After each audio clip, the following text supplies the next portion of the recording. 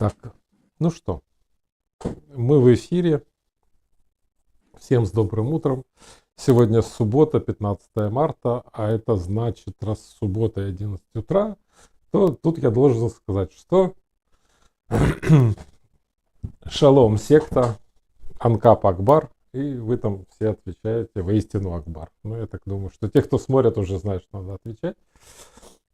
Нас тут обозвали, кстати, на днях сектой Лубкина Золотарева неожиданно. Ну ладно, у нас уже именная секта. Мы этого не хотели. Но наши противники, которые считают себя настоящими либертарианцами, мы же не настоящие, оказывается. Ну да ладно. Пусть это будет на их совесть. Но мы начнем с другого.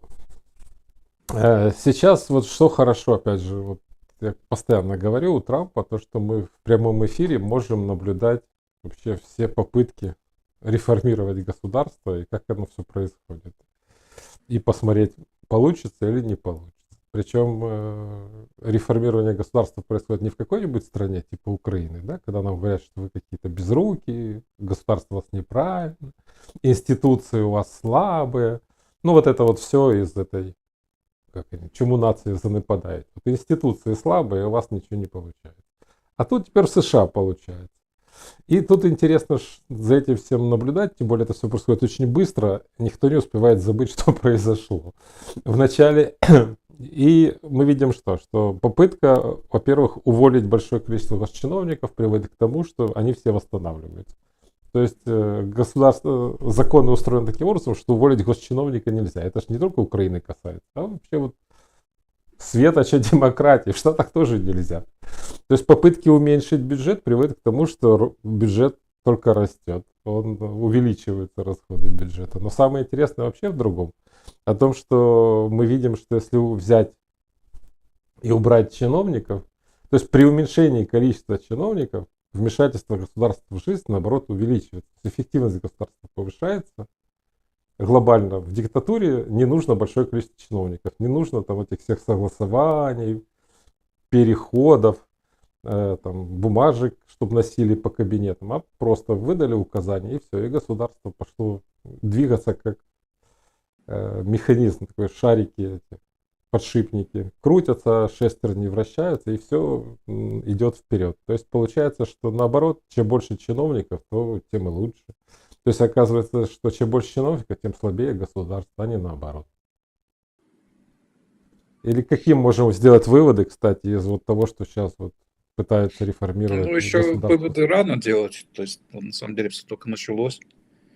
Вот, и сопротивление как бы государства этого, оно было предсказуемым, знали заранее, что будут пытаться там работать через суды, вот, ну, и там всякие, скажем так, конспирологи, вот, писали заметки о том, как, по их мнению, администрация, значит, Трампа будет решать эту проблему судами. То есть это было еще известно задолго до того, как это началось.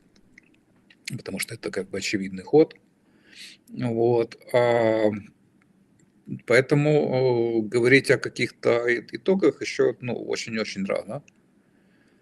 Вот. То, что бюджет растет, в общем-то, неудивительно, потому что там в нем заложены как бы траты, которые невозможно отменить, потому что, собственно говоря, это все решение Конгресса. Тут же какая фигня происходит. То есть там вот эти самые институции, да, которые, значит, мы говорили здесь сначала, они предусматривают как бы двухголовую, вот эту трехголовую, точнее, власть на самом деле. То есть разделение одной и той же власти на три ветки, которая, если правильно сказать, которые типа должны друг друга контролировать, но контролировать они должны друг друга в чем? То есть когда из них вдруг пытается какая-то из них идти против течения, это, кстати, общего этого дракона. То есть это надо представлять, это разделение властей, как трехглавого змея. То есть змей-то один, а вот голов у него три. Если одна голова и вот решает, так сказать, идти куда-то не туда, то вот, собственно говоря, смысл разделения властей состоит в том, что две другие пытаются поставить ее на место. А другого смысла как бы в этом на самом деле нет. То есть людям это не помогает. Но если помогает, то, скажем так, иногда. Вот. Ситуативно, но это не значит, что это три независимые, как они любят рассказывать, ветви власти. Нет, они совершенно не независимые.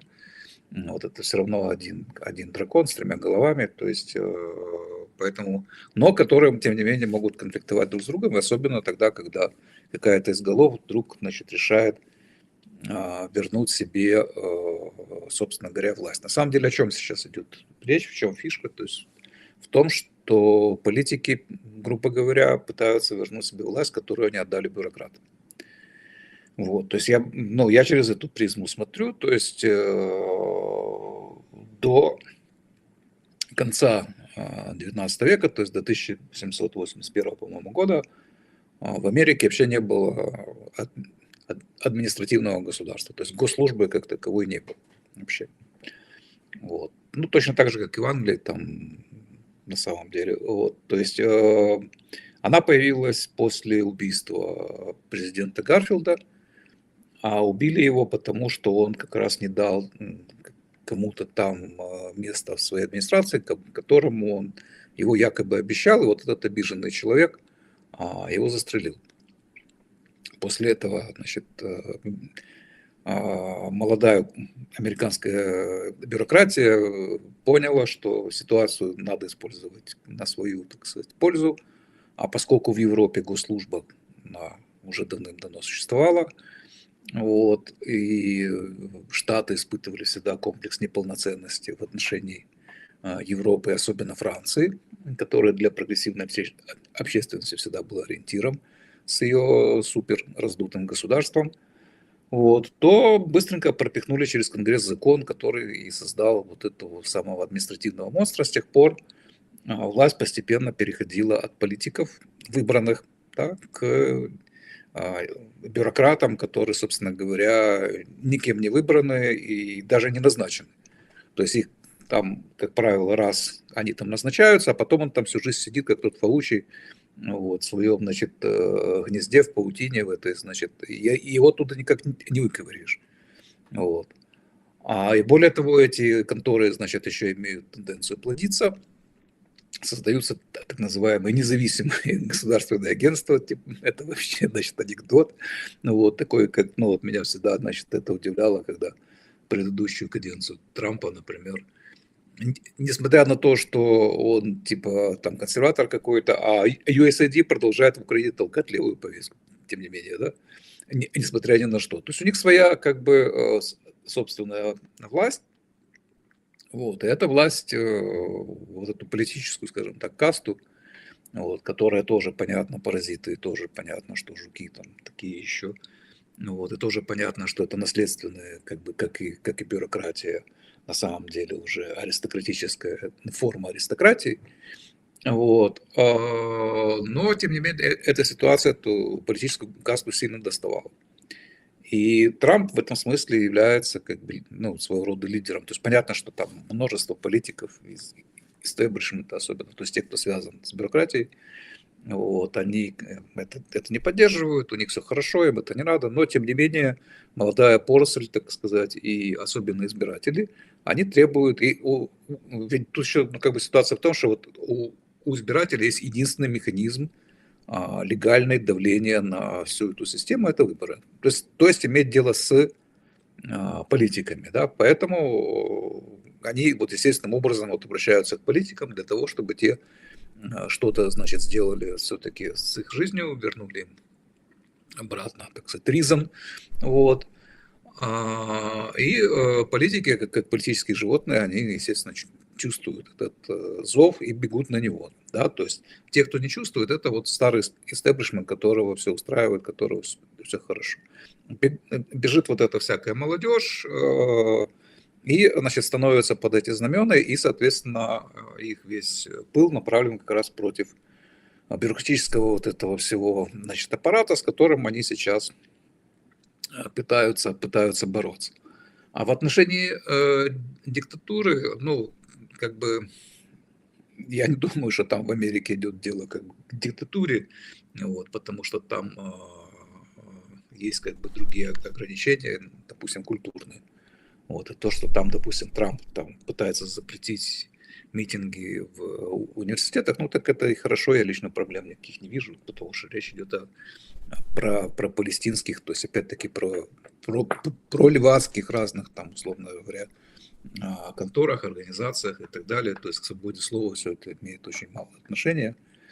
Вот. То есть здесь на самом деле я не вижу каких-то там угроз.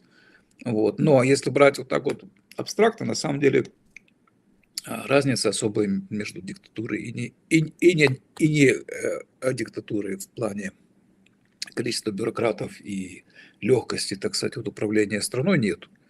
Да, то есть наоборот, диктатура плодит еще большую бюрократию.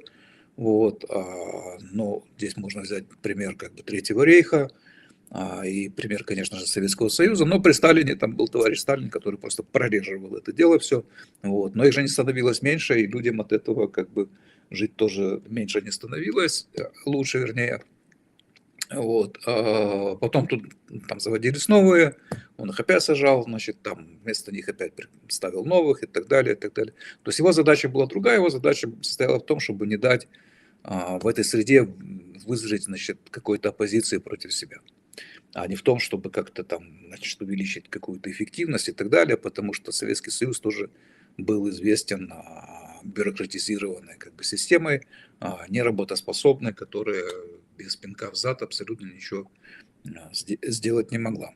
Вот.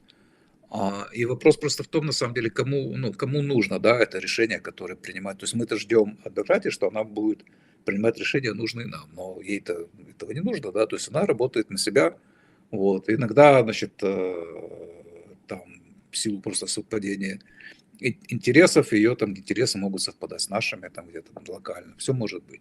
Вот. Но тем не менее, как бы сама по себе диктатура не означает, что это будет более эффективно и более маленькое как бы государство. Вот, как правило, наоборот, потому что ну, ни один человек никогда не может справиться с всеми задачами, так сказать, которые он возлагает в такой огромной системе, как государство, замкнув их только на себя. Да? То есть всегда будут помощники, всегда будут какие-то люди, которым будет делегироваться власть, но и, следовательно, будет какая-то бюрократия обязательно. Вот. Поэтому вот так я вижу эту проблему. То есть результатов здесь еще нет. Вот. Но я лично все равно ставлю на то, что особого результата не будет. Вот, особого результата не будет, то есть, может быть, там действительно кого-то сократят, вот, в, скажем так, интеллектуальных сферах, значит, американских, там давно идут как бы дискуссии, как правильно надо именно вот действовать, ну, использовать те механизмы, которые есть, понятное дело, потому что они до революции еще не дозрели, пытаться обойти вот эти вот все суды, пересуды и так далее, и так далее, и так далее. Ну, потому что о том, что будет попытка отменять решение через суды, было известно как бы с самого начала.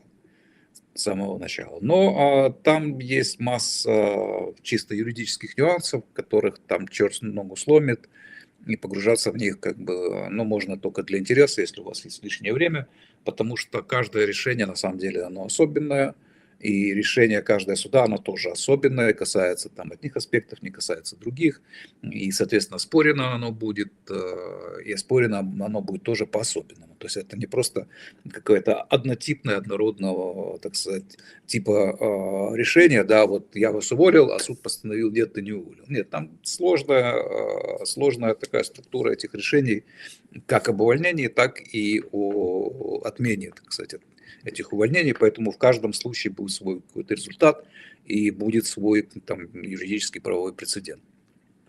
Вот, поэтому здесь пока еще ну, о чем-то говорить рано, но с моей точки зрения единственный путь решения этого всего, всей этой проблемы, это либо там революция какая-то, либо, ну, либо кризис, который, так сказать, вызовет уже тоже как бы революцию, ну, мирную, скажем так, да, когда вот, будет ситуация типа Грузии, да, когда там позовут какого-то Саакашвили, скажут, ну давай уже, ну, что-то делай, потому что там мы не можем, мы не справляемся здесь никак, уже видишь, что происходит. Вот, людишки разбегаются, значит, деревья на бульваре Шата-Руставели пилят. Вот, надо что-то предпринимать, чтобы это все остановить. Когда такая ситуация будет и будет ли она, сказать трудно, потому что, ну, пока доллар как бы резервная валюта, то Америка получает как бы профит чисто от этого факта, то есть вот, ну и является, и, видимо, какое-то время еще долгое будет являться самой сильной экономикой мира. Вот. Плюс, ну, мы должны еще раз понимать, то есть откуда вообще берется, например, проблема Трампа с этими его безумными тарифами. Вот. Это опять-таки вот эти самые институции, да, которые там усталые. Вот они там устали, значит, в этой Америке, что там действительно разные группы интересов группируются вокруг, в том числе и вокруг разных вот этих вот голов дракона, то есть так называемых ветвей власти. Вот. И у Конгресса право бюджета, вот, то есть принимать, не принимать, перекраивать там по-своему и так далее. И, то есть, ну, это называется право кармана, да, и у него же право налогов. То есть и отсюда, собственно говоря, вся эта возня Трампа с тарифами, потому что тарифы остаются за президентом. То есть это одна из статей доходов бюджетных, которые остаются за президентом. Налоги, например, Трамп отменить не может. Он может предлагать нести это дело в Конгресс, вот, и Конгресс уже там будет голосовать. Да? То есть Трамп предлагал схему, вводим тарифы, отменяем налоги, да, грубо говоря. Ну, вот, понятно, что не все, понятно, что не вся, но понятно, что тарифы опять-таки не везде, не на всех. Вот, но схема сводится к этому. То есть балансируем доход за счет того, что здесь у нас тариф, а там мы отменяем налоги, но налоги может отменить Конгресс только. Вот, поэтому, там никаких голосований еще на этот счет не было. То есть предложения, я так понимаю, туда внесены вот эти все, которые он обещал с самого начала. Вот, и по поводу там сокращения налогов для среднего класса и так далее. А в чем логика тарифа? В том, что там в зависимости от эластичности, так сказать, спроса, часть тарифа действительно платит иностранец. Да? Но это опять-таки не всегда, не везде и так далее. То есть логика Трампа такая, то есть я хочу повысить доходы бюджета для того, чтобы сократить его дефицит. Вот, одновременно Маск сокращает расходы бюджета, да, опять-таки с той же самой целью, чтобы убрать этот дефицит, а следовательно, поскольку дефицит это минус, да, то есть это деньги, которых нет, вот, следовательно, вот эту всю, мы просто отказываемся и пытаемся ликвидировать эту всю традиционную американскую политику госдолга. Потому что деньги, которых нет, их надо где-то взять, да, в дефицит. Где они их берут в основном? Занимают через госдолг. Поскольку там в силу разных причин эти облигации считаются надежными, их охотно покупают, несмотря на низкую доходность, вот, и так далее, и так далее, и так далее. Вот. Так вот, если у вас нет дефицита, то у вас нет потребности и выпускать госдолг. Почему нужно бороться с госдолгом? Потому что там скоро к 30 году уже расходы только на проценты будут где-то 1,5 триллиона, то есть это совершенно уже какие-то фантастические суммы, то есть, грубо говоря, это уже капец. Это уже капец, да. Поэтому чисто фискально, как бы, да, вот эта вся политика имеет в том числе и простые фискальные цели. То есть Трамп пытается за счет тарифов поднять доходы бюджета, перекладывая часть как бы платы за это как бы с внутреннего потребителя на иностранного производителя. Но опять-таки это вопрос непростой.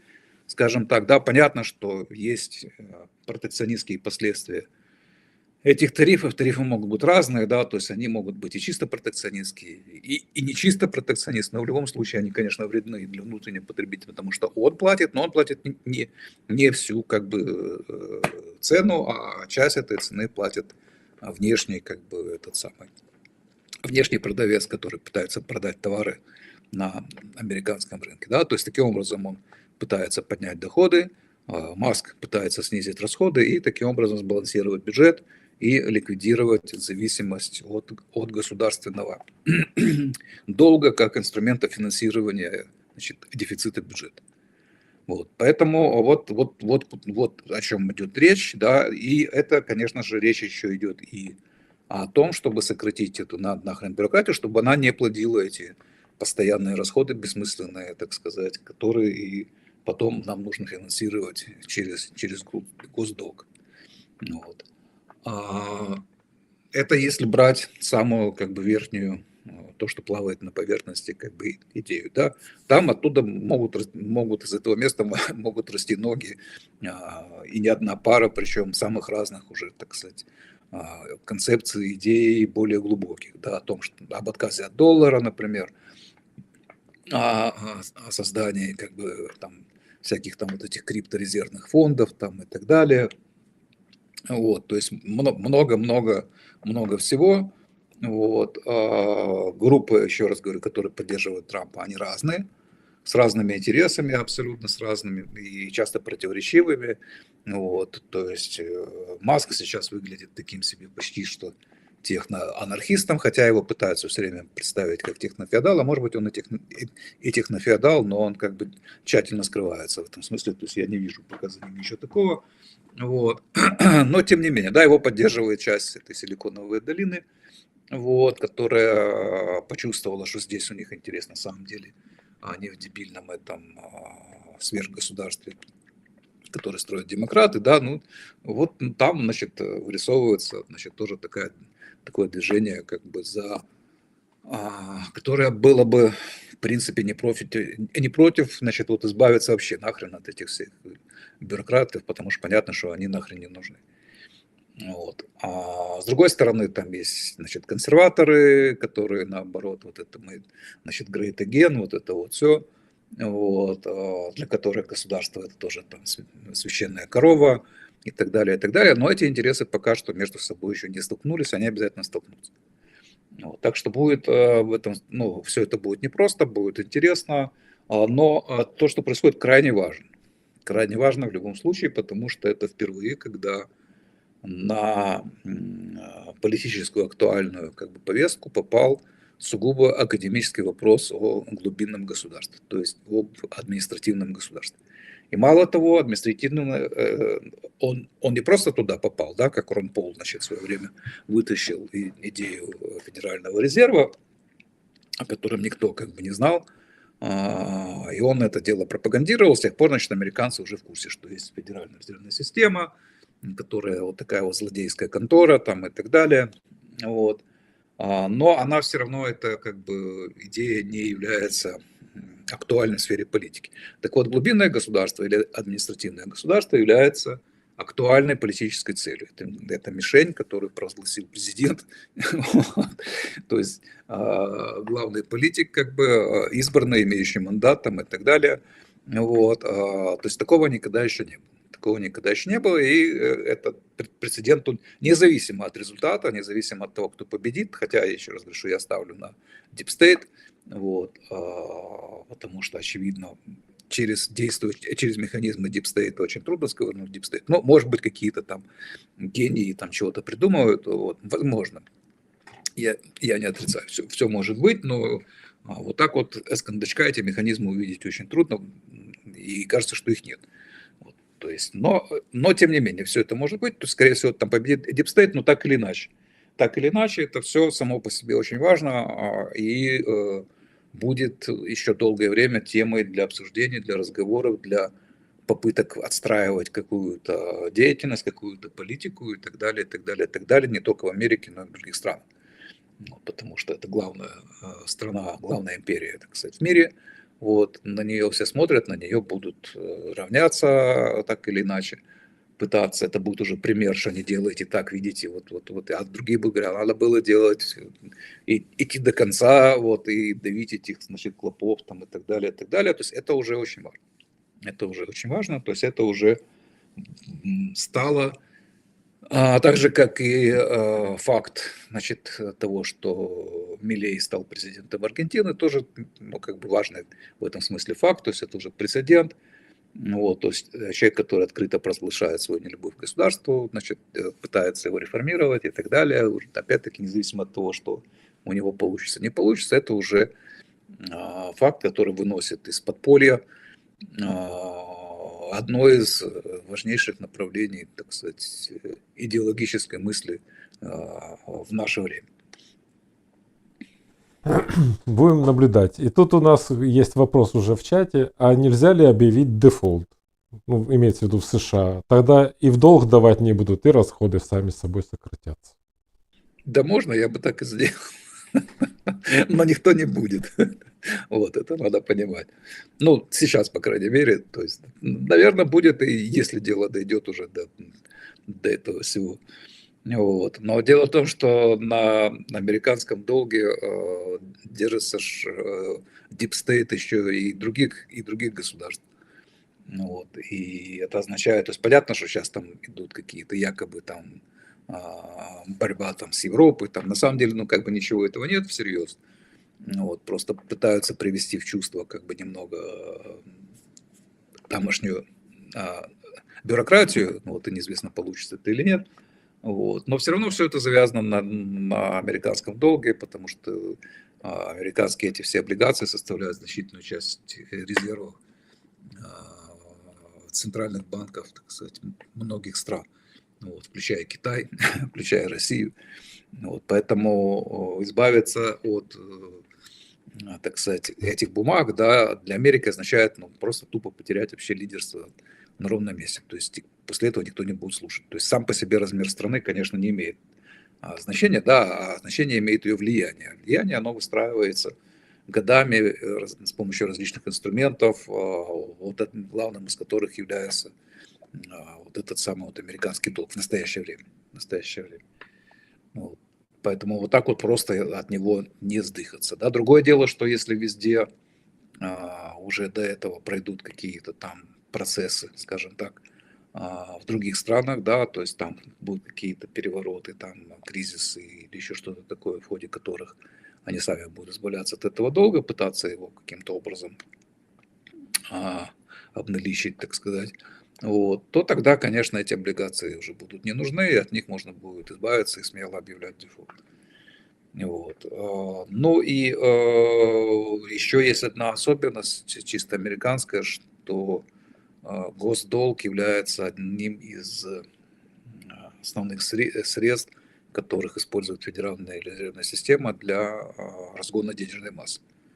Ну, то есть, как правило, то есть, они покупают вот эти самые облигации для того, чтобы под них рисовать вот в другой графе в своих бухгалтерских книг деньги, которых нет. Да? То есть мы покупаем, но денег у нас на самом деле нет. Это ну, вот эти вот эффективные деньги, они якобы за покупку вот этих самых вот облигаций. Есть, возможно, ФРС является там, одним из самых больших держателей госдолга, если я ничего не путаю. Вот. Поэтому здесь как бы надо будет опять-таки параллельно избавиться от Федеральной резервной системы, что было бы, конечно, очень хорошо. То есть я бы делал это в пакете, да, то есть там шаганул бы госдолг вместе с ликвидацией ФРС, потому что иначе оно не имеет смысла. Иначе не имеет смысла, то есть вы сделаете одно, а у вас вылезет тут же, значит, проблема, то есть если вы не отказываетесь от доллара, да, то есть, грубо говоря, это должен быть тогда уже отказ и от доллара, там, да, ну, вот я имею в виду в нынешнем его виде, в нынешнем, может валюта называться даже точно так же, но это будет уже другая валюта с другими принципами, там, ее эмиссии, там, и так далее, и так далее. Да, трудно представить себе картину, когда США объявляют дефолт, и тут начинает все валиться, весь мир рушится, все вокруг разлетается, и только в Сомали хорошо, потому что никак от США не зависит. Ну, как-то так. Ладно, я призываю всех задавать вопросы в чате. Чем больше вопросов, тем дольше мы с вами проведем времени в эфире. Не будет вопросов, сейчас развернемся и пойдем по своим делам. Но в чате у нас есть вопрос. Здравствуйте, подскажите, пожалуйста, технику суда при анкапе. Одна сторона с деньгами будет всегда оспаривать решение суда, чем разорит более бедного оппонента. Где же справедливость? Да нет, на самом деле, ну вот я был бы суд, например, да, я бы у себя, значит, ну, представьте, что вы приходите в суд, вот, во-первых, ну, надо понять, почему вы туда приходите, да, то есть, очевидно, у суда есть какая-то репутация, То есть суд продает справедливость, да, то есть это надо понимать. Его товар – это справедливость, то есть решение конфликта, который устраивает, так сказать, обе стороны. Вот. Это цель, собственно говоря, это, значит, деятельность этого суда. Вот. И если он ее не продает, если он там где-то жульничает, да, если он, и у него есть какая-то, значит, репутация отрицательная, к нему просто никто не пойдет. То есть, ну, как к любому предприятию на рынке, если у него там кое-какая репутация, значит, соответственно, у него и продажи меньше. А то и просто оно разоряется, если совсем плохо. Но при этом понятно, что есть правила, которые практически универсальные, они могут отличаться в деталях, где-то быть более подробными, где-то менее и так далее, но они за многие столетия там, и тысячелетия человеческой деятельности, они известны. Вот, они существуют в разных системах права, их можно оттуда выцепить, они, как правило, не сформулированы, но их можно сформулировать. Вот. Ну, к примеру, любой судья понимает, что его решение проигравшая сторона может оспорить. Любой судья понимает, что человек, которого больше, так сказать, ресурсов, может путем сутяжничества, да, то есть путем апелляции затянуть как бы дело и пытаться как бы разорить просто там, своего оппонента, даже если он не прав. Вот возьмем эти два момента. Первый по поводу вот апелляции, да, то есть есть простая логичная схема, которую предложил Ротбард, это схема 3 судов. То есть я как суд принимаю такое правило и говорю, что я придерживаюсь вот такого стандарта. То есть мое решение может быть оспорено, если, но у вас есть еще как бы 2 попытки, да. То есть если вы можете еще вот обратиться, кроме меня, еще, значит, в 2 каких-то других суда по вашему выбору, да. То есть если 2 суда уже подтвердит, ну, условно говоря, 2-й суд после этого подтвердит мое решение, то 3-й вы можете уже не париться, потому что оно сразу же вступит в силу. То есть эти правила все известны, да, то есть люди, когда приходят в суд, они же знают, да, с какими правилами я буду судить, а если нет, то я им расскажу. Вот. То есть понятно, что уже тем самым мы вот ограничиваем попытки, как бы уравниваем стороны, скажем так, да, максимально, потому что для права стороны, да, это именно стороны, то есть они равны. Они равны, и там действуют как бы в праве некие такие вот абстракции, не живые люди, да, а право пытается вот их вот абстрагировать, вот, и с ними уже как бы работать, потому что так проще, легче и так далее. Конечно же, оно учитывает особенности там, и обстоятельства дела, и прочее, прочее, прочее, и заслуги в том числе, вот, и так далее, и так далее, и так далее, но все равно это стороны, да, то есть это абстракции, а не какие-то конкретные Петя и Вася. Вот. Поэтому, когда они приходят, они уже знают заранее, что у них еще есть, если кто-то, так сказать, проиграет, или если кто-то решит это дело оспорить и пытаться, так сказать, бесконечным переносом, так сказать, там рассмотрения в другие суды, пытаться там разорить своего оппонента, то у него есть всего 2 попытки. Вот. А если он с этим не согласен, ну и ищи какой-то другой суд.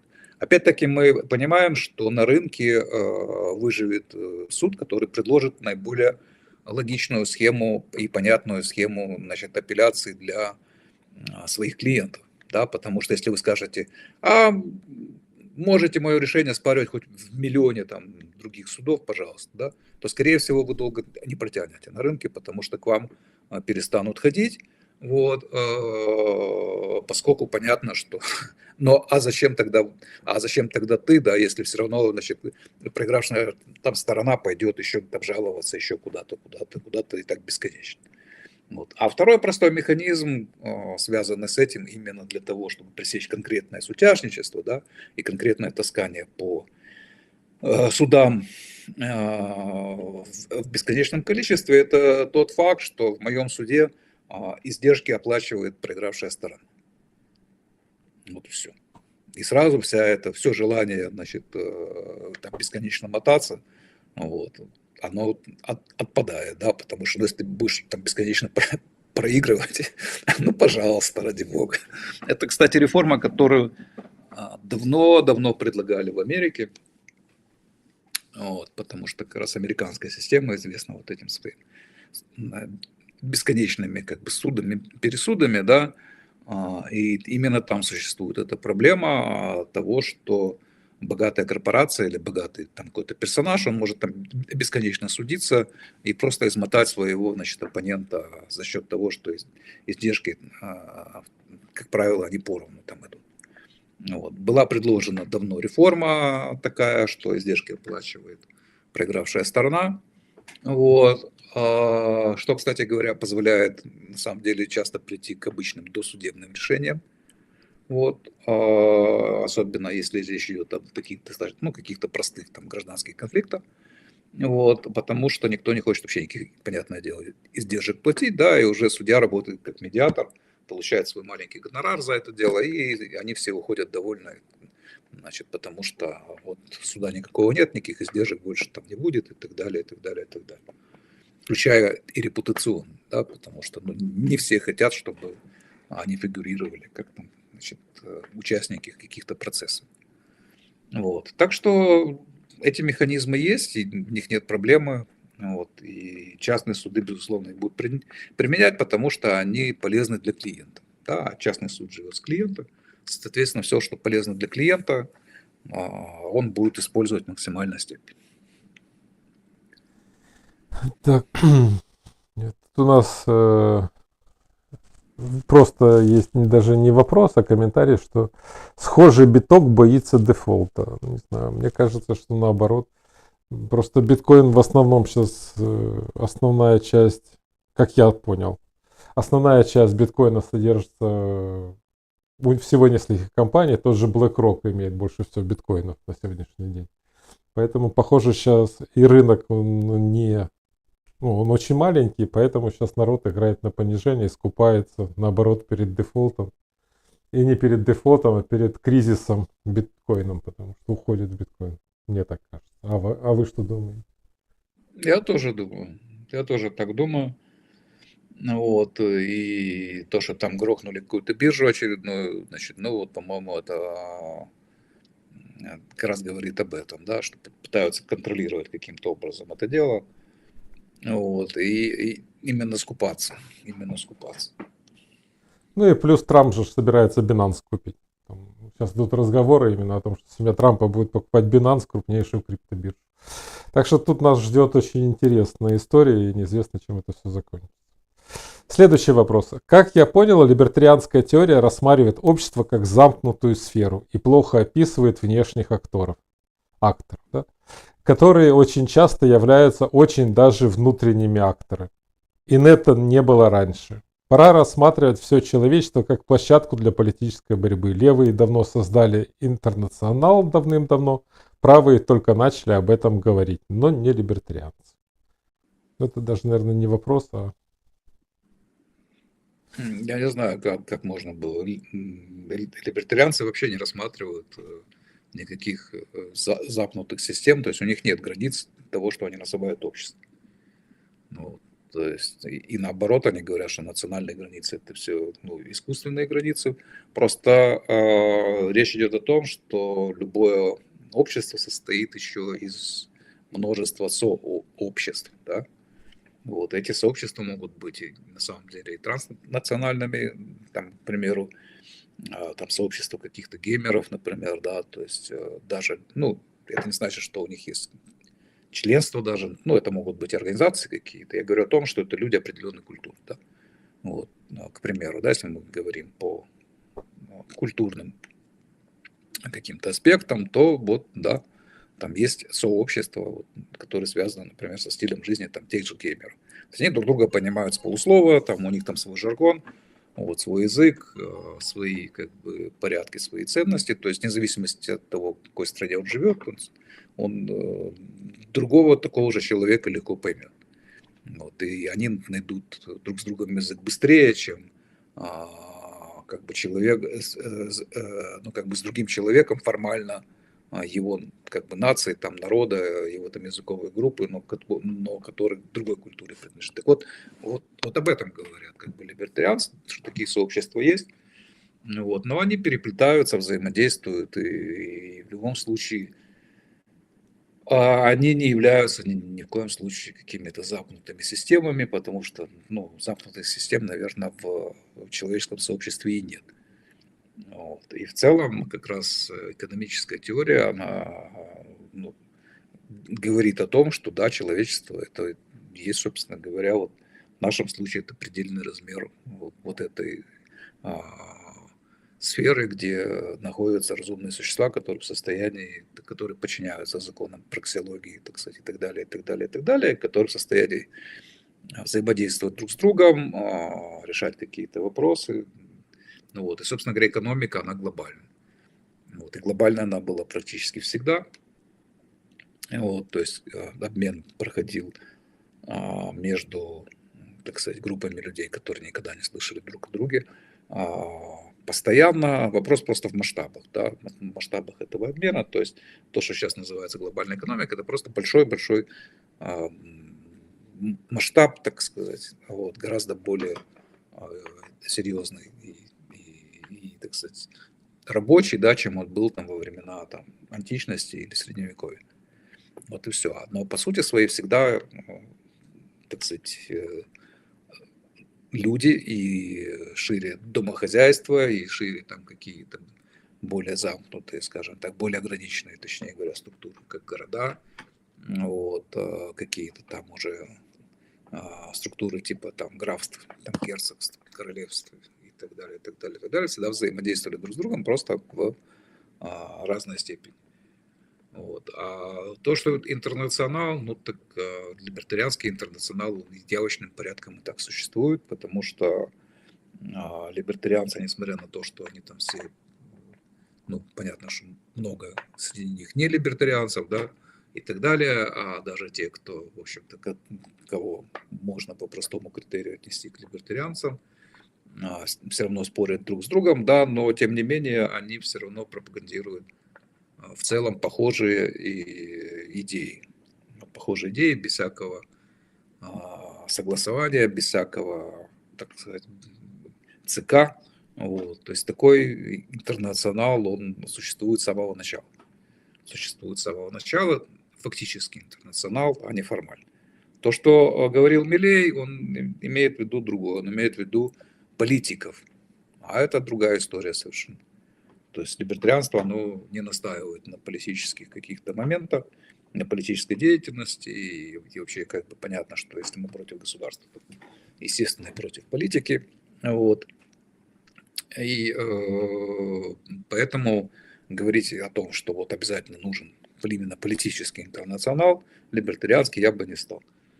Вот. Но если он будет, ну и ради бога, то есть пускай они там координируют друг с другом какие-то усилия по сокращению государства и так далее. Я думаю, что они бы и так это делали, не создавая никакой формальной организации. Если создадут, но это будет на самом деле, может быть, даже хуже, потому что у организации есть свои закономерности существования. Вот.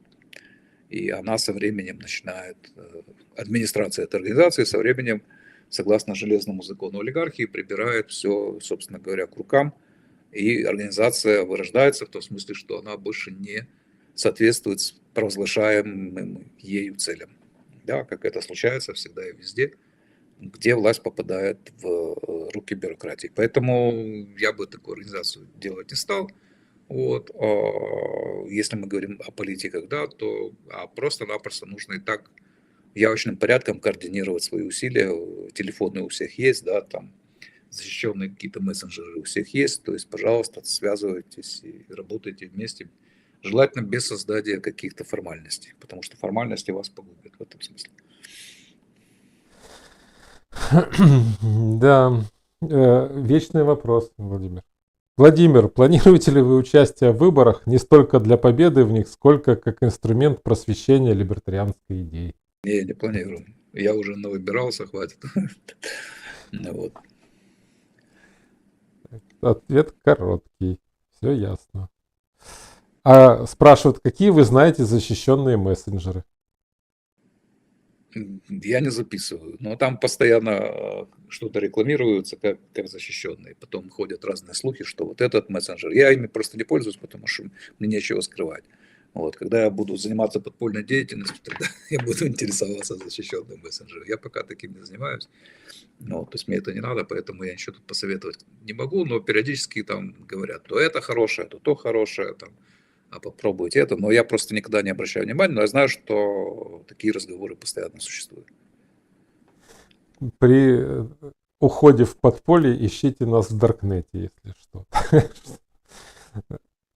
Так, есть у нас такой опять вечный вопрос.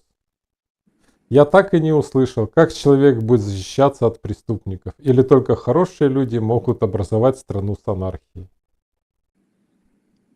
Так же, как и все остальные, он будет защищаться от преступников. То есть защищаться от преступников – это очень общий вопрос. Защищаться, допустим, от мошенников в интернете – это же преступники. И защищаться от человека, который вламывается к тебе в дом с гранатометом – это же тоже преступники. Да? Но это два разных случая, которые требуют разных решений. Вот. А у меня встречный вопрос, а как защищается человек от преступников сейчас? Вот полиция, она же вроде существует, да, но она работает или нет? Или, как всегда, мы будем говорить о том, что это только у нас такая полиция. Вот. Если вы думаете, что это только у нас такая полиция, то я рекомендую обратиться к данным, по-моему, это был Heritage Foundation, когда они исследовали деятельность правоохранительных органов Канады, вот, на предмет того, сколько правонарушителей серьезных понесли наказание в итоге. Там прекрасная статистика, там где-то 80-90% никакого наказания не понесло. Да? То есть если вы думаете, что это характерно только для постсоветских стран, то нет, это характерно для всех. То есть государственная полиция, скажем так, свою вот эту заявленную функцию не исполняет. Мало того, она от нее отказывается открыто совершенно, как в случае Соединенных Штатов, когда, если вы думаете, что полиция должна вас защищать, на самом деле нет. На самом деле нет, она не для этого там сидит. Вот, она не для того, чтобы вас защищать, потому что было, ну, как мне известно, 3 истории дошли до Верховного суда. Они имеют разные аспекты, поэтому Верховный суд их рассматривал, так сказать, как разные дела. Вот, когда именно полиции пытались предъявить, ну, суд во всех случаях, значит, постановил, что в итоге, да, что полиция и не должна этого делать. А полиция это что? Это law enforcement. Law enforcement, да, то есть она должна для того, чтобы enforcing закон. Все, а не для того, чтобы защищать конкретного Васю, Петю. Вот, и там были совершенно жуткие, на самом деле, истории, вот, там с похищением, я помню, каких-то женщин там и так далее, там и с пытками и со всем остальным. Когда им удавалось там вызвать полицию, да, полиция приезжала и уезжала. Вот. И вот, собственно говоря, Верховный суд самого демократического и развитого государства постановил, что нет, не должна полиция вас защищать. Поэтому вопрос, так сказать, легко переводится на поле, так сказать, тех, кто думает, что вот, якобы этот вопрос решен при государстве. На самом деле наоборот. На самом деле наоборот. То есть частным образом, во-первых, у вас есть полное право, если вы говорите о человеке с гранатометом, то есть понятно, что я утрирую с гранатометом, потому что это будет самоубийство, наверное, но может быть это псих, например, да, вот он псих, вломился к вам в дом, значит, бежит, вот, там угрожает и так далее, у него оружие, там, он там постреливает еще из пестика какого-нибудь. Вот. То есть у вас есть полное право, которое не нужно, вы не должны вызывать, во-первых, никакую полицию. Вот. Вы должны достать там ломик, топор, ружье, там что у вас будет, и давать смело отпор, не боясь никакой, что к вам потом приедут и вас посадят за превышение мер самообороны. Нет. То есть вот эта самая доктрина «мой дом, моя крепость», она как бы вот автоматом подразумевается в либертарианском праве. Вот. Понятно, что если вы, допустим, он от вас убежит, да, Если вы его там перепугаете, он от вас убежит, а вы за ним погонитесь и в погоне развалите полгорода, то, конечно, в таком случае вам придется. Но это другая уже история, да, но это другая история, опять-таки, это никакая не самооборона, а это то, что вы уже стали в этом случае агрессором, да, поскольку вы повредили, уничтожили собственность людей, которые, вообще говоря, тут ни при чем, да.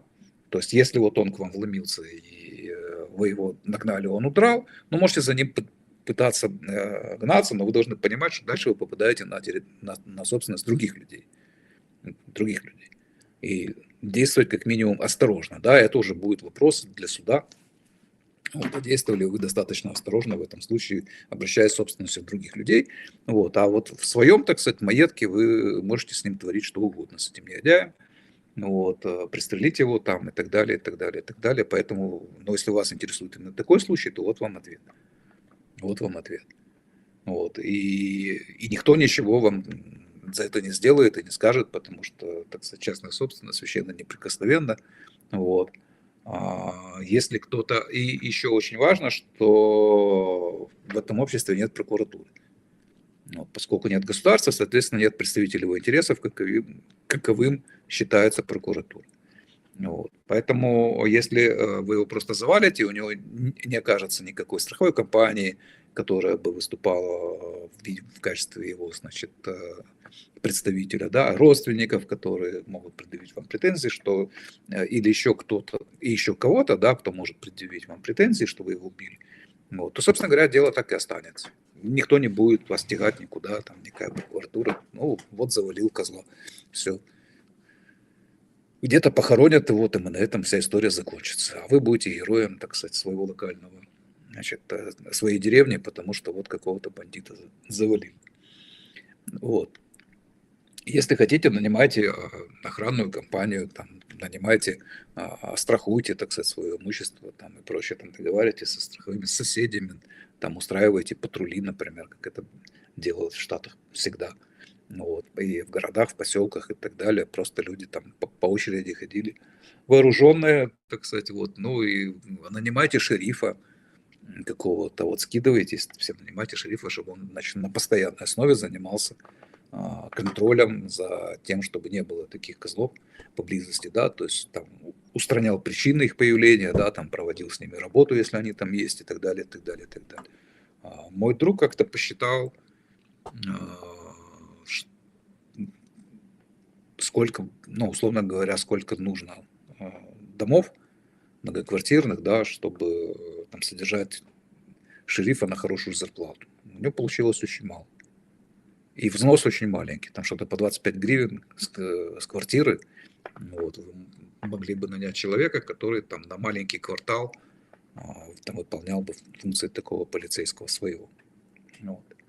Поскольку вся эта деятельность проходит в общем праве, в рамках общего права, то, собственно говоря, вам не нужно нигде это регистрировать, там еще что-то, там, законы вам не нужны о том, что вам кто-то разрешал это. Там, вот вы так сделали, вот у него такие функции, да. Вот ему платят там вот эти 4 дома, там, или 5, или 6. Вот, и вот он этим занимается. Все. То есть я не, в такой ситуации, да, то есть эта проблема как раз преступности, это первое, что решается, и решается очень быстро. Вот такой преступности, опасной для жизни, это первое, что решается очень быстро. Труднее гораздо будет с мошенничеством, это безусловно. Но с ним везде трудно. Его доказать тяжело. Вот. А вот такого рода преступления, они как раз исчезнут, ну, либо будут сведены к минимуму первыми.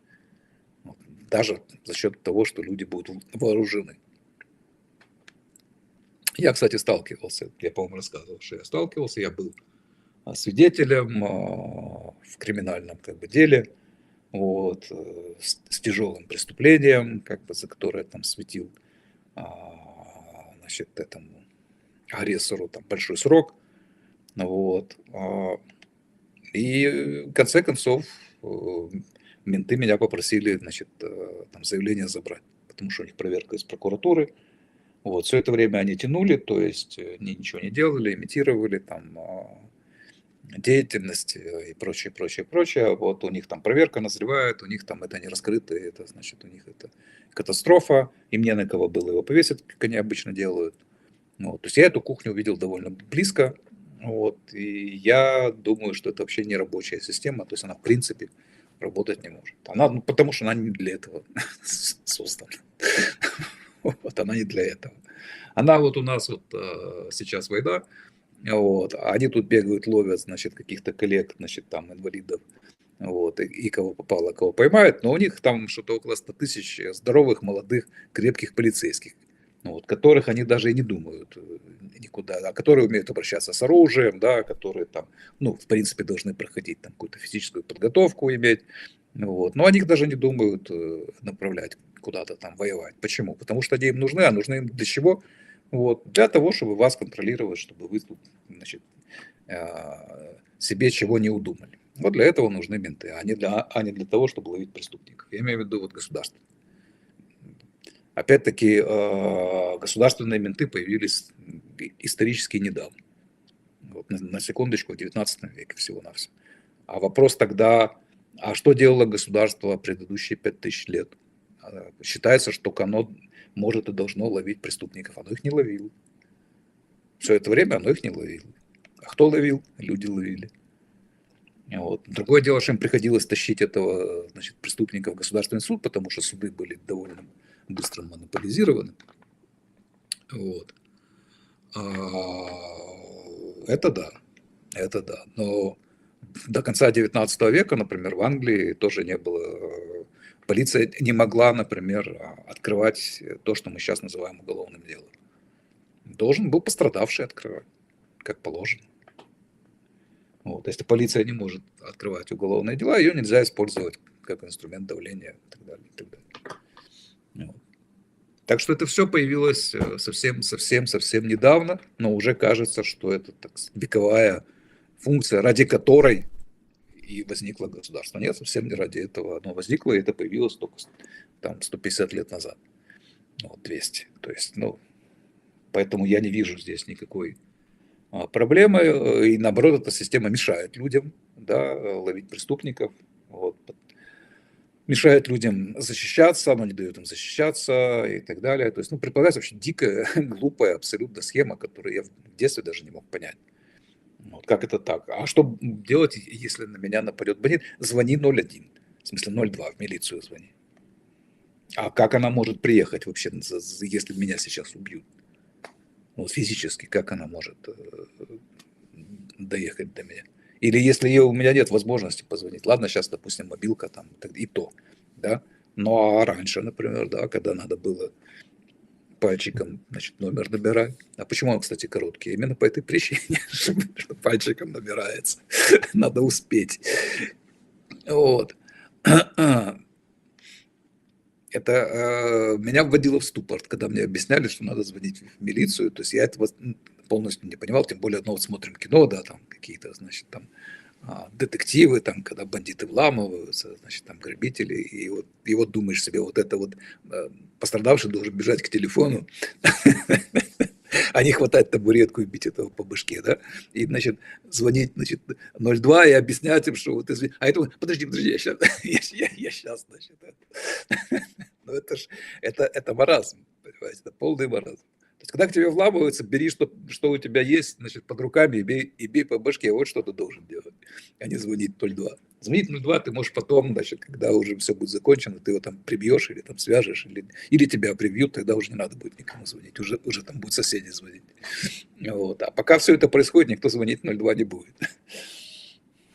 Да, в советские времена еще ж надо было найти, если на улице нужно было найти телефон-автомат, а в телефон-автоматах были оборваны обычно трубки, поэтому там было интересно, каким образом можно будет позвонить 02.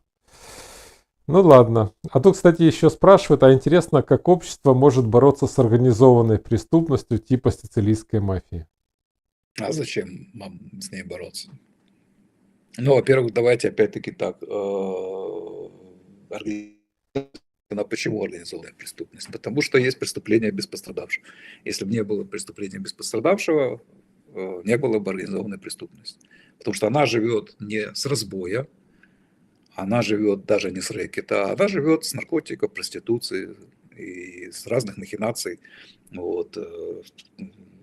если мы говорим о сицилийской мафии, то основной ее бизнес был раньше – это строительство.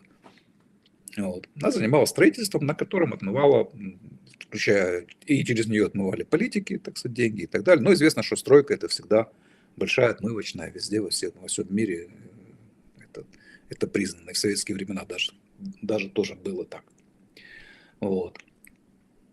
Если у вас нет госрегулирования, да, то есть почему строительство отмывочное? Потому что есть госрегулирование, и через стройку можно это дело проще отмыть. Если у вас нет госрегулирования, соответственно, у вас нет причин для возникновения мафии. Если у вас алкоголь, наркотики, проституция, там, торговля оружием не запрещены, то у вас нет причин для возникновения мафии, то есть организованной преступности. Вот. И вот и все. И у вас, следовательно, нет организованной преступности. У вас есть какие-то, может быть, шайки, там, воров и так далее, но это другая история. То есть они, как правило, там где-то в подполье там сидят, вот, и сидели всегда.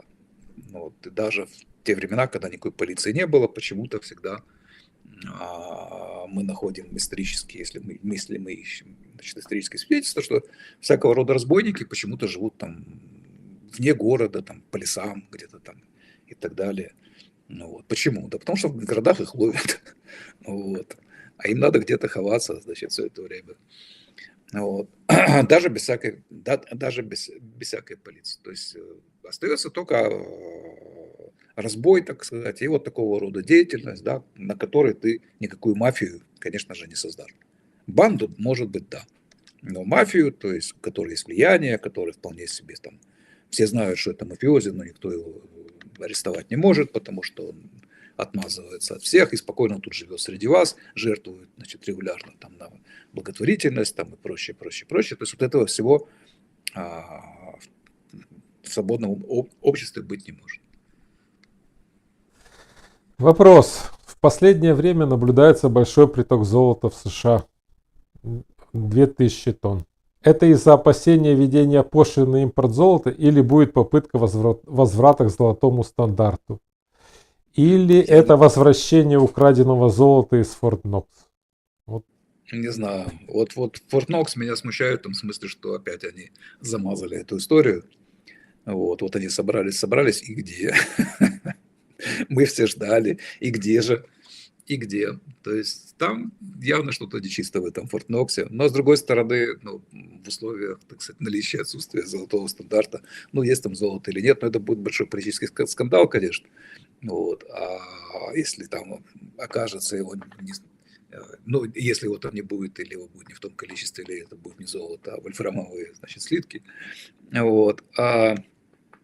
Но это уже все равно это не та история, как если бы был золотой стандарт.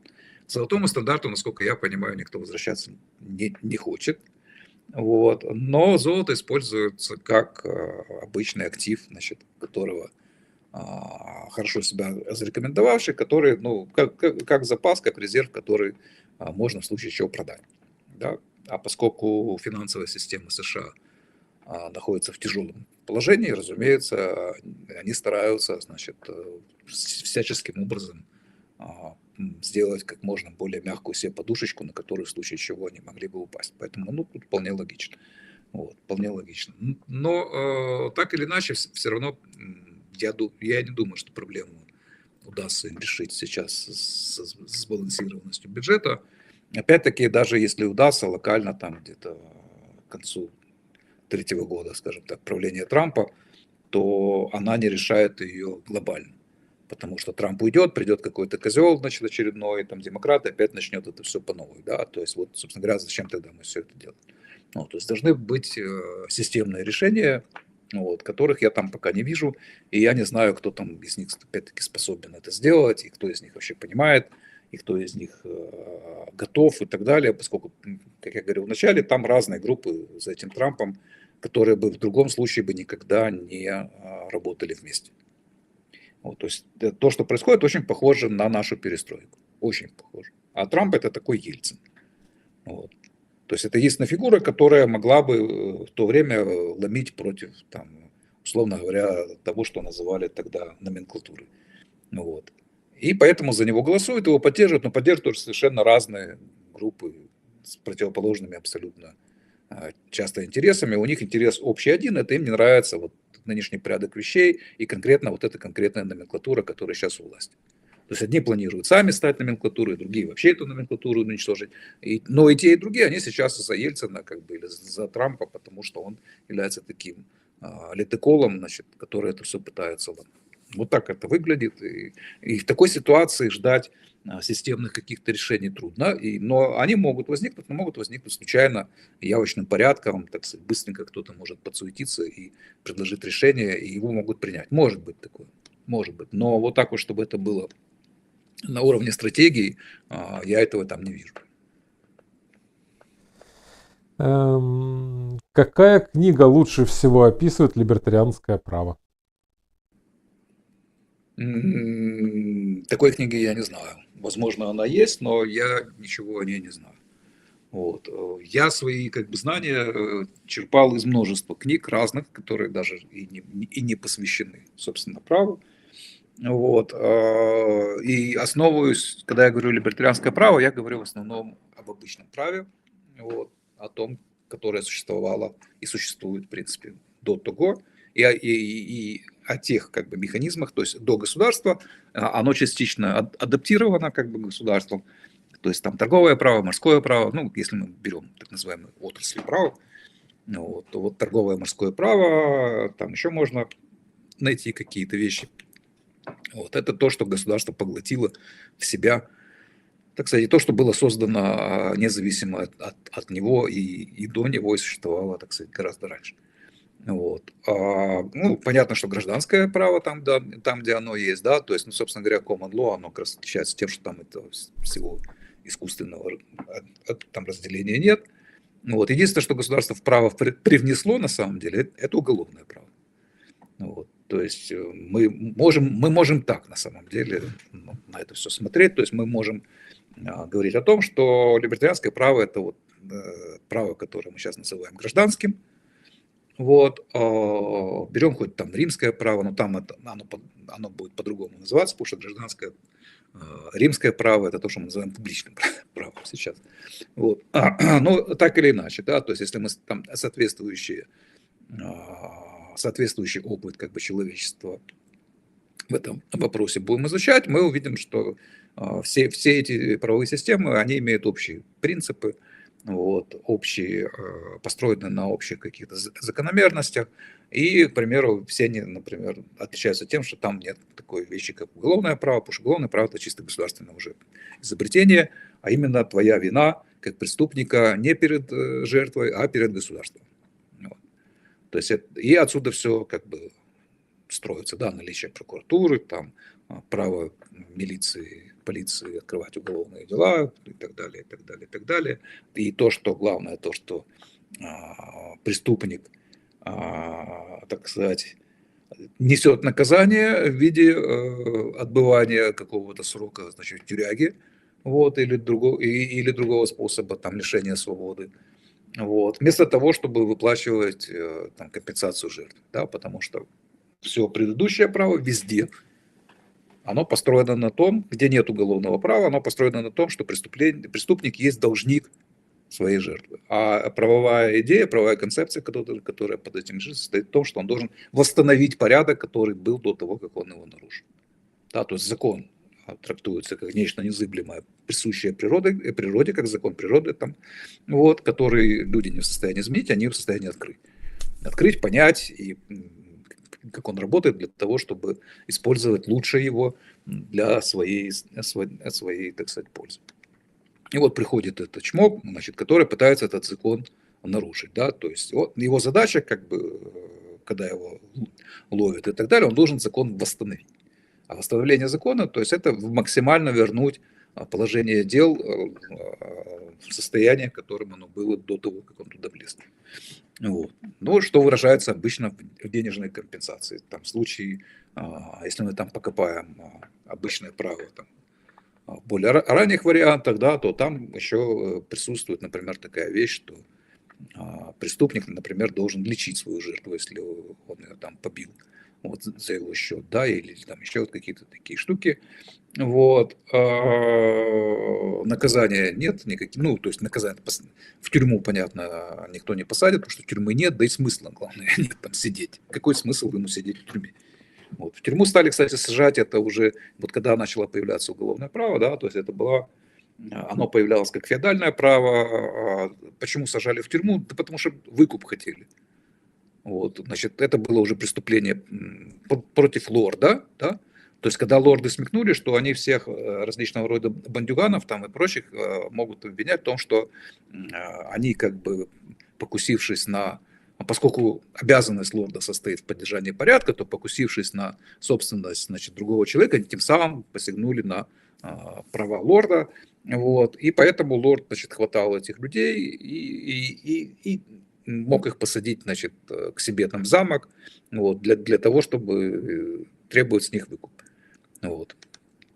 Их там подельники, значит, какие-то, значит, несли ему выкуп там и так далее. Вот, с тех, кого он выкупа получить не мог, они их тогда уже там казнили или отпускали уже, я не знаю, что они там с ними делали, в разных случаях по-разному. Вот, но, тем не менее, идея тюрьмы – это идея выкупа. Вот, и для этого она, собственно говоря, и была создана. То есть, к чему я это все говорю, что вот если читать внимательно различного рода там, от художественной литературы, ну, которая может более-менее там достоверно значит, описывать иногда какие-то моменты, да, до каких-то специализированных работ по там, старинному какому-нибудь праву, вот, у вас рано или поздно сложится картина, когда вы поймете, что как бы вот так вот оно работает, да, вот такие у него как бы принципы, и вы увидите, что в разные эпохи, у разных народов оно примерно одинаково функционирует. Вот. А либертарианское право это будет вот то же самое право, потому что его основы не меняются.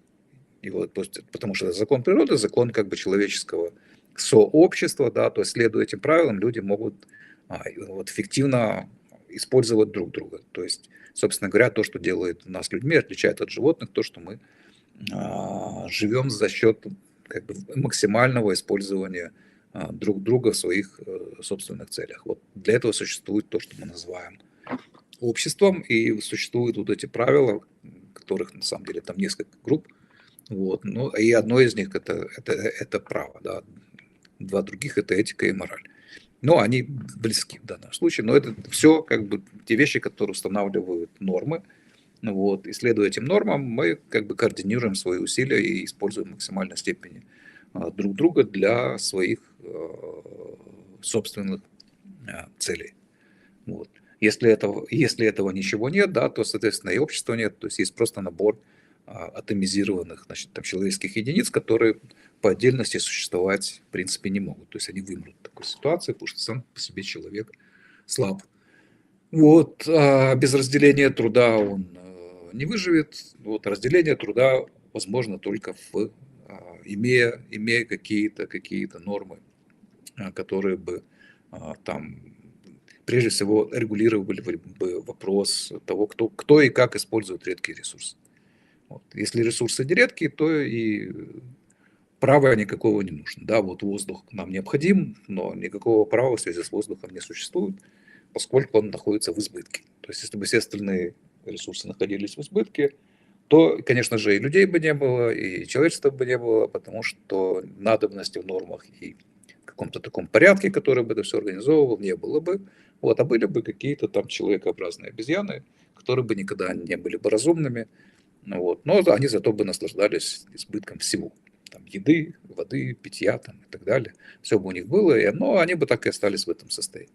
Вот. Но права бы у них бы точно не было, потому что право, оно начинается с редкости.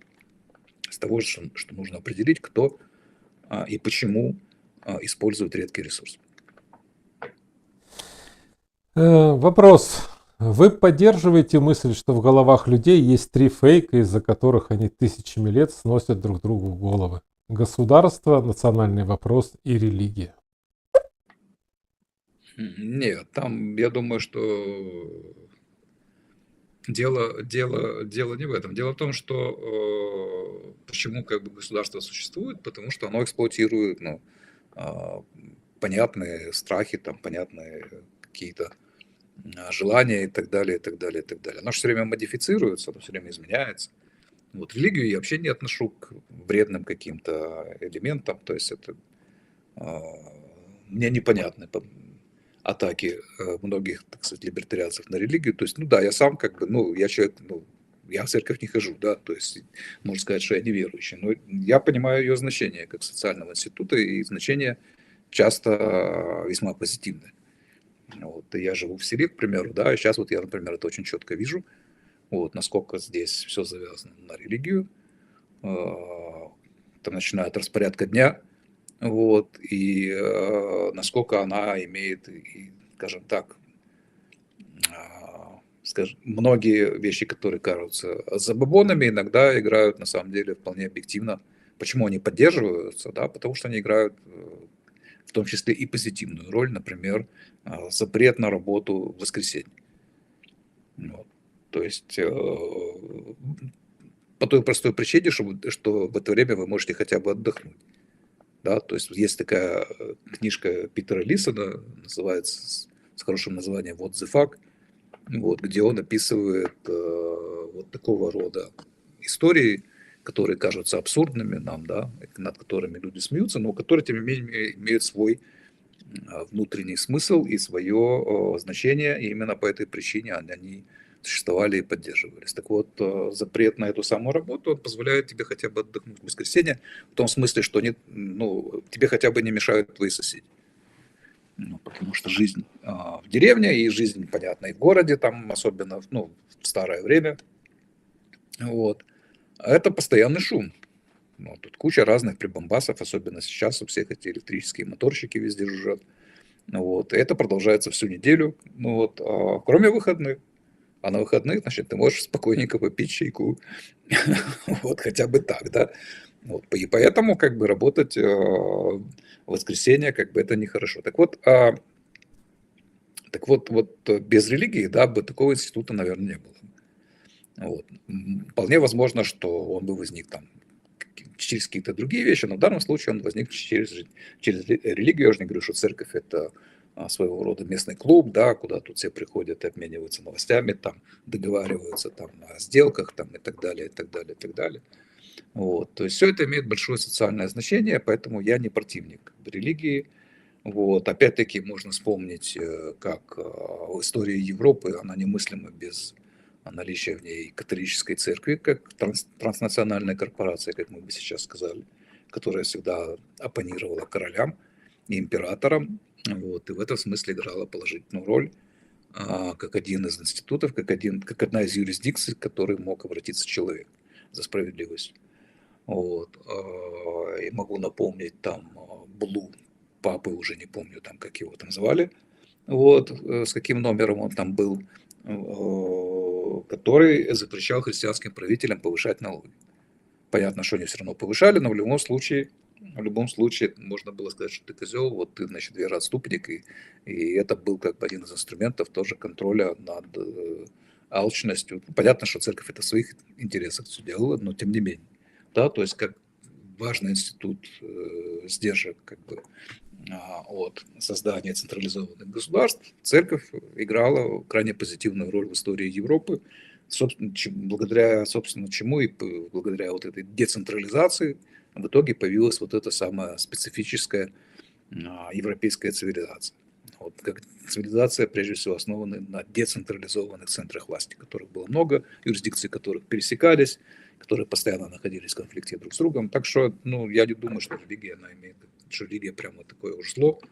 Вот, тем более, что современная религия никого силы, так сказать, в церковь не тащит. Да? Вот. Да, собственно говоря, и раньше тоже попытки силой там, менять веру, они, как правило, заканчивались плохо. Вот, то есть либо геноцидом, либо тем, что те, кто пытался это делать, они, так сказать, переставали это делать, вот, а понимали, что лучше бороться с неверными, это вот обложить их налогом. Да, как османы делали, ну и многие другие тоже. То есть христиане платят налогов, а налоги, а мусульмане нет. Ну, вот таким образом как бы они боролись вот там с неверными и так далее и тому подобное. Поэтому религию я из этого дела сразу выбрасываю. Вот.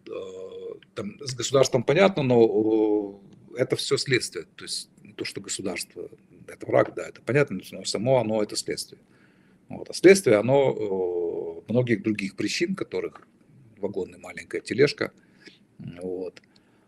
И я могу ошибаться, но мне кажется в последнее время, что все-таки все так или иначе упирается в этику, вот, о чем я тоже говорил много раз. Вот, и она достаточно, к сожалению, наша вот эта самая. И здесь как раз в нашем случае роль христианской церкви скорее отрицательна, чем положительна. А именно этика, которая поощряет зависть, которая считает, что богатство это плохо. Да, богатый человек. Ну, вот возьмите, например, нету никаких песен там или там сказаний там или легенд, допустим, о предпринимателях. Да, о ком угодно есть, а о предпринимателях почему-то нет. Да? Почему? Потому что человек как бы недостойный. Это барыга там. Вот. Ну, я уже не говорю про нынешние времена, то есть там, понятно, сейчас уже есть эти интеллектуалы, так называемые, чья основная функция это как раз подавлять попытки легализации богатства. Вот. Так вот, с такой этикой, конечно, государство всегда будет чувствовать себя хорошо, поскольку если человек завистлив, если он завидует богатству своего соседа, то государство для него это удобный институт, к которому он может обращаться для перераспределения.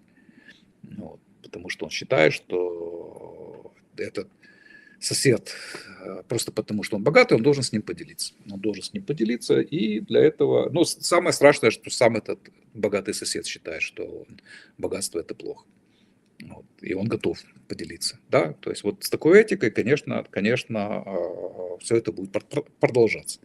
Потому что любые попытки изменения, они рано или поздно уткнутся в эту этику, особенно если ее возобновлять, и она постоянно возобновляется в школе, в детском садике, так сказать, и где угодно, в семье. Вот. Если ее, значит, все время возобновлять с каждым новым поколением, то там никакая победившая либертарианская там, революция, никакие Миллеи, никакие там Маски, никто угодно эту ситуацию не изменит. Они могут ее изменить на какой-то короткий срок, вот, но если этика останется такой же, если не будут предприняты усилия именно по хотя бы объяснению того, что богатство это хорошо, и твое богатство, если ты честный, если ты не украл его, не отобрал силы, вот, это оно отражает как раз твой вклад в общество. То есть ты вложил в общество больше, чем у тебя есть вот этого богатства, да? Вот, если это не будет объяснено, если это не будет постоянно пропагандироваться и там, рекламироваться, если этого не будет в кино, в телевидении, вот, в рок-н-ролле, там и где угодно, вот, то все эти попытки, они будут временными, даже если они будут успешными. Вот. Поэтому я считаю, что главной проблемой является кривая этика. Кривая этика. Да. Ну, в кино гораздо интереснее показывать злобных капиталистов и делать из них антагонистов положительным, хорошим героем, начиная с Симпсонов и заканчивая там, не знаю кем. Хотя нам тут пишут, что есть итальянские песни, посвященные негациантам, купцам и так далее. Нет, так и украинские даже есть. Но они как бы не есть, ну, они не есть в масс-культуре. То есть они не есть как бы... Их надо поискать, грубо говоря. Да? Это не то, что люди поют за столом, когда выпьют. Ну, раньше пели, сейчас не поют. Вот. Поют, за столом до сих пор поют. Старшее поколение еще поет. Это мы уже, наверное, не поем таких песен. Хотя, кстати, у вас в деревне, наверное, поют же за столом на праздники. Да, но тут та же самая фигня, то есть старшее поколение в ноты попадает, по крайней мере, а вот молодежь, она каким-то образом так поет, что всегда мимо нот. Вот, они тут, когда ходят, значит, каледовать, причем тут трудно понять, когда именно это все начинается, когда заканчивается, потому что там целая череда этих праздников. Вот. Так вот, если приходят люди постарше, они складно и хорошо, красивенько поют. Вот. А если приходят дети, значит, и вот там подростки, значит, это просто катастрофа, потому что, ну, слушать это нельзя, надо сразу дать им побольше конфет и каких-то мелких денег, чтобы они ушли. Ну, Ну ничего, скоро перейдут на рэп, поэтому будут эти колядки рэпом. Так да. что там можно не попадать. Давайте, наверное, последний вопрос. Скажите, пожалуйста, когда произошло основное накопление капитала? Я слышал, что в 19 веке, когда было минимальное государство, но качество жизни выросло в 20-м, где государство было уже Нет, значительно больше. качество жизни выросло и в 19-м, и выросло причем радикально. И мы же должны понимать, что, собственно говоря, почему, если люди массово ломятся на фабрики, значит, им там лучше. Вот их же туда никто не гнал. То есть всегда, значит, коммунисты пытались представить это дело как чуть ли не насильственный изгон этих крестьян, значит, с земли на работу на фабрике злыми капиталистами. Вот. На самом деле, и это же явление наблюдается и во всем мире, да, то есть там, когда левые оплакивают, значит, там несчастных там китайцев. Вот в Китае был недавно очень радикальный сдвиг, и когда огромное количество сельского населения переехало в города работать. Вот. И для леваков это было, для западных американских, конечно же, это была большая проблема, они сильно плакали по этому поводу. Вот. На самом деле люди едут туда, ну, собственно говоря, как и в Совке тоже из сел ехали в города, потому что там можно было заработать и жить лучше. Так вот, на фабрике эпохи промреволюции, да, когда люди работали там действительно по 12 часов, вот, и нам кажется, это совершенно дикие условия труда, так вот в деревне было хуже, вот, чтобы вы понимали, да, то есть потому что эти люди все бросили и поехали в Манчестер, блин, вот. А почему они туда поехали? Потому что там платят, там можно заработать быстрее и как бы и больше, чем ты будешь в своем селе горбатиться. Я вот у себя в селе, если бы я занимался, ну, полным циклом действительно сельской жизни, вот это и все, я бы занимался вот, 7 дней в неделю, там, условно говоря, 12 часов в сутки тоже. Да, потому что это, ну, во-первых, это тяжелый физический труд, ну, вот, а во-вторых, много всего надо делать. Даже там несчастный огородик, там несчастный садик требует огромного количества усилий.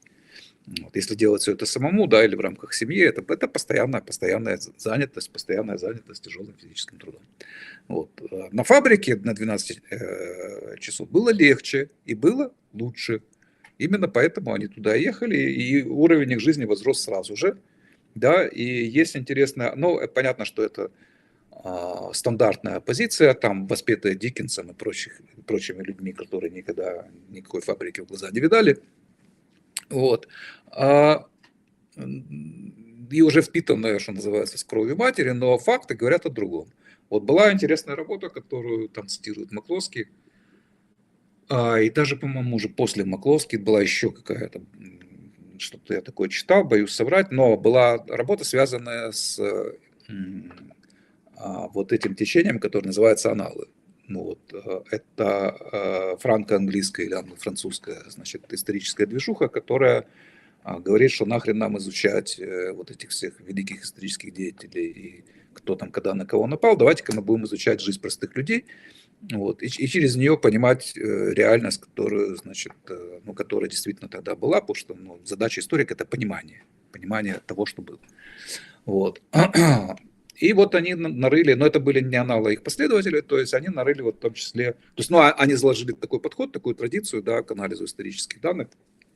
И вот следуя этой традиции, тоже недавно были исследования, где значит, фигурировали письма вот этих вот самых рабочих, которые, значит, в Англии работали на вот этих вот самых фабриках по 12 часов, вот, своим, значит, родственникам, семьям, которые, значит, остались там где-то в селах и так далее. И авторы пишут, причем, что, понятно, это не какие-то там либертарианцы, там, не какие-то там анархисты, но они пишут, что там совершенно другая позиция у этих людей, что они смотрели в будущее с оптимизмом, Вот, то есть это ни в коем случае не было там вот этого вот несчастного пролетариата, там забитого, который, да, вот это вот. Ну, вот такой пролетариат был в Советском Союзе, да. Вот, а там его не было, потому что они все видели себя, свое будущее, себя в будущем в этом видели, свои семьи в этом будущем видели. Вот, вот этой всей мрачной, значит, диккенсовской картины, судя по этим письмам, не было никогда.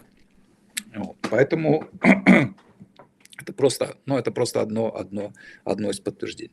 Что касается капитала, то для австрийской школы на самом деле накопление капитала есть постоянный процесс, поскольку это логическое явление, да, то есть когда вы что-то хотите сделать более ценное, чем есть у вас, вам нужно накопить капитал. То есть это то, чем мы занимаемся постоянно, каждый день, там, отказываясь от какого-то потребления для того, чтобы в будущем получить более ценный результат. Например, простой капитал – это когда вы покупаете какие-то курсы, например, по искусственному интеллекту за какие-то денежки, сидите, тратите свое время, которое вы могли потратить на компьютерные игры, вы его тратите, значит, тем, что вы слушаете эти курсы, там, делаете задания и так далее, и так далее. Почему? Потому что вы надеетесь, что с помощью этих курсов ваша производительность повысится.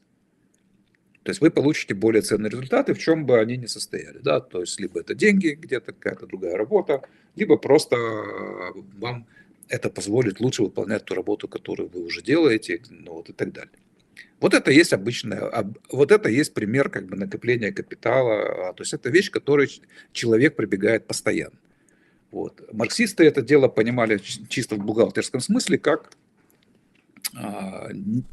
некие деньги, которые капиталисты сужают, значит, тем предпринимателям для их бизнеса.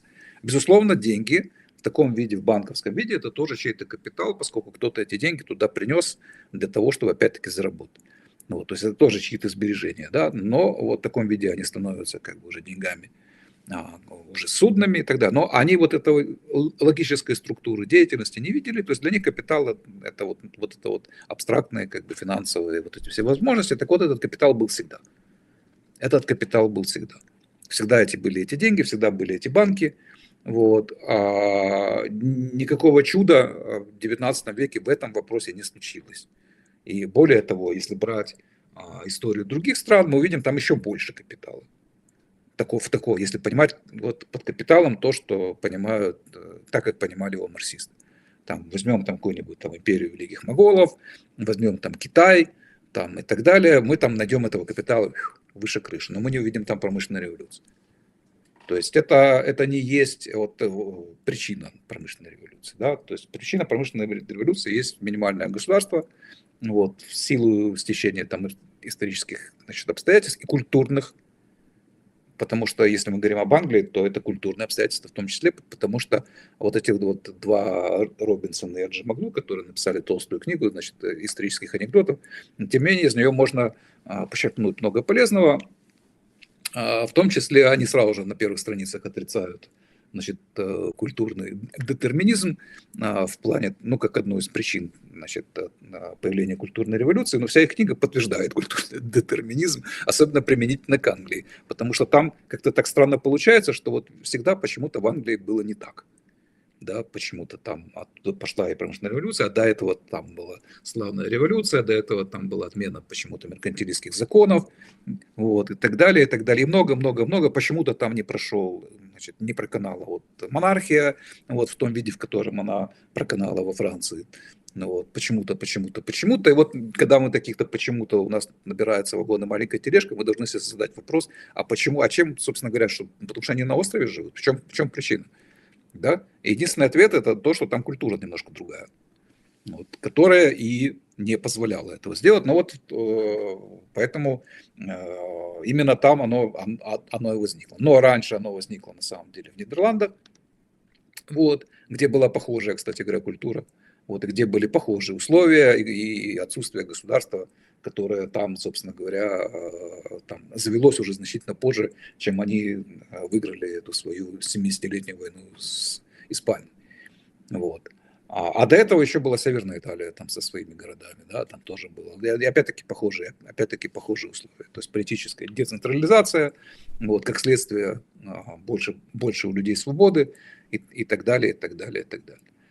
Вот, то есть наличие денег для суд предпринимателям, которые Маркс написал, ну, считал капиталом, вот, не есть причина промышленной революции, поскольку этих денег было много в других странах, в других местах, а причины культурные, и причины эти культурные, в том числе и связаны с, вернее, следствие из этих культурных причин, это есть малое государство.